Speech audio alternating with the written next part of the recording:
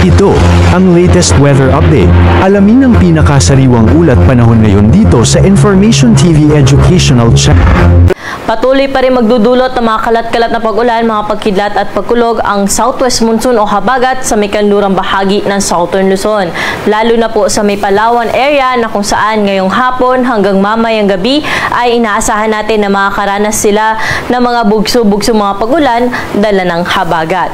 Samantala, yung tropical depression na ating minomonitor ay nasa labas pa rin po na ating area of responsibility. Nananatiling malayo po ito sa ating Philippine landmass kaya wala itong direct na epekto sa anumang bahagi ng ating bansa.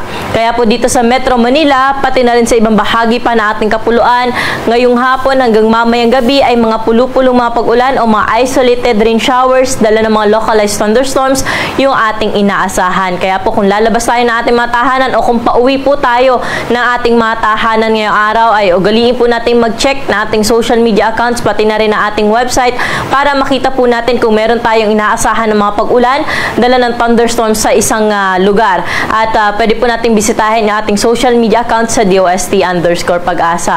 O kaya maghanda na rin po tayo ng payong o pananggalang sa ulan kung tayo po ay uuwi ngayong hapon hanggang mamayang gabi.